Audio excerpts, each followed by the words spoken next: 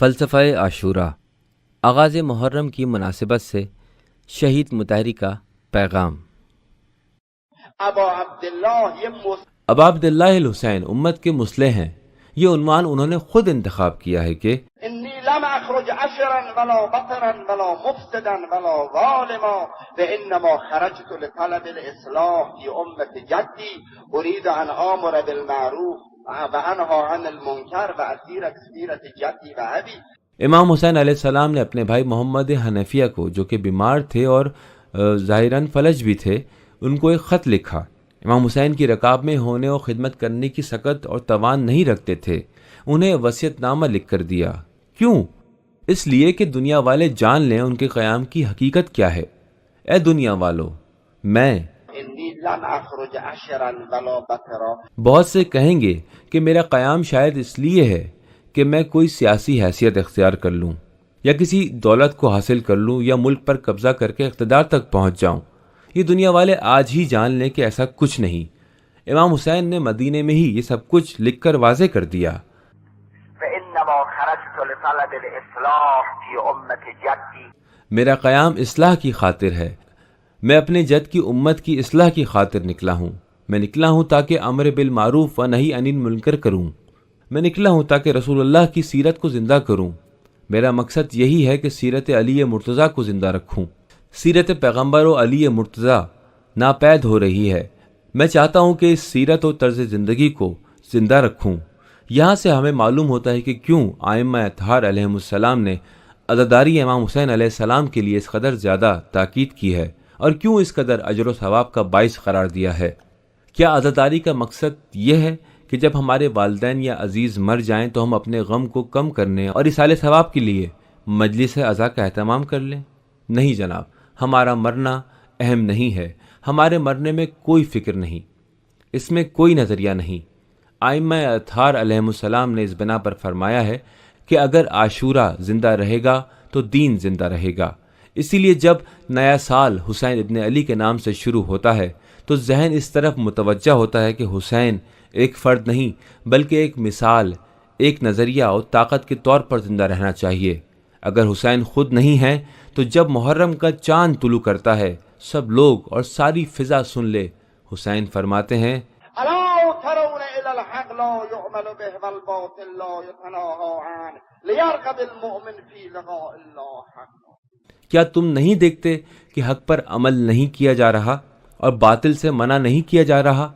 ایسے موقع پر مومن کو چاہیے کہ وہ خدا کی طرف کوچ کر جائے، اس لیے کہ اس راز و اس حقیقت سے زندگی کا شعور، امر بالمعروف کا جذبہ، نہی عن المنکر کا جذبہ، مسلمانوں کے درمیان اصلاح کرنے کا جذبہ، مسلمانوں کی مشکلات کو ختم کرنے کا جذبہ شیعہ مسلمان اور دیگر مسلمین کے اندر پیدا ہو جائے۔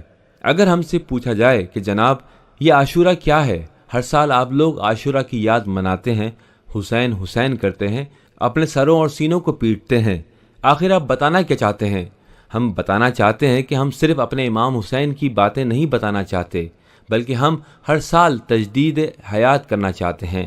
یا ایھا الذین آمنوا استجیبوا للہ وللرسول اذا دعاکم لما یحییکم۔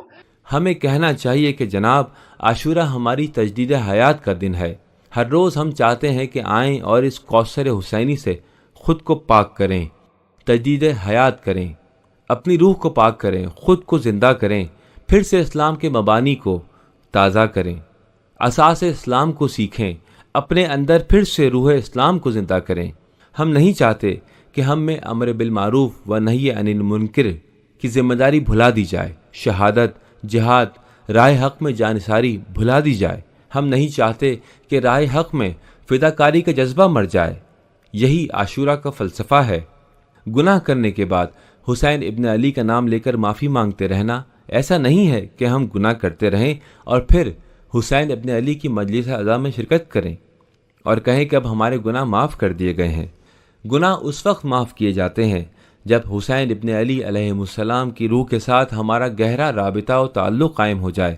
جی ہاں، یقیناً اس وقت ہمارے گناہ معاف کر دیے جائیں گے، لیکن اس کے معاف کیے جانے کی علامت یہ ہے کہ پھر اس کے بعد ہم اس گناہ کے پیچھے نہ جائیں، کیونکہ ہم حسینی ہیں، اور جب ہم حسینی ہو جائیں گے اور حسین ابن علی کا عکس ہماری روح پر آ گیا تو پھر ہم کبھی بھی اس گناہ کی طرف نہیں جائیں گے۔ لیکن اگر ہم گناہ کریں اور حسین ابن علی کی مجلس میں جائیں، پھر دوبارہ ہم وہی گناہ انجام دیں، تو اس کا مطلب یہ ہے کہ ہماری روح امام حسین کی روح سے متصل نہیں ہے۔ امام حسین علیہ السلام کے اہداف و شعار اسلام کو زندہ کرنے کے شعار ہیں۔ کیوں حلال خدا کو حرام کر رہے ہیں؟ کیوں حرام خدا کو حلال کر رہے ہیں؟ کیوں لوگوں کے درمیان تفرقہ پیدا کر رہے ہیں؟ کیوں لوگ غریب سے غریب اور مصائب و آلام کا شکار ہوتے جا رہے ہیں؟ اتنے کمزور ہو گئے ہیں کہ اپنی جگہ سے نہیں اٹھ سکتے۔ یہ ہے ابا عبداللہ الحسین کا شعار۔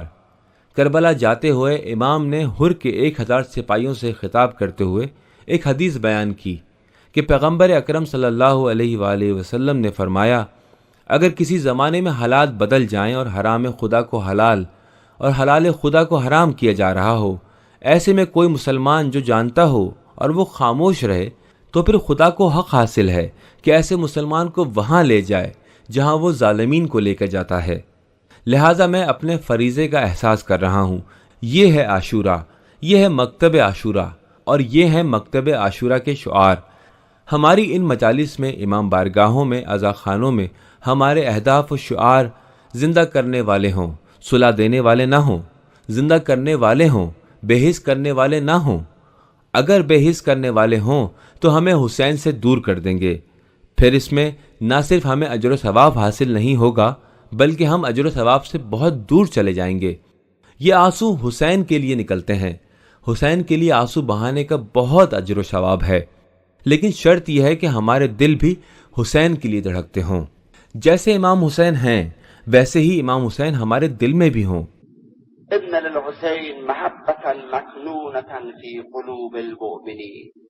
اگر کسی دل میں ایمان ہو، نہیں ہو سکتا کہ وہ حسین سے محبت نہ رکھتا ہو، کیونکہ حسین مجسم ایمان ہے، ایمان کا لازمہ ہے۔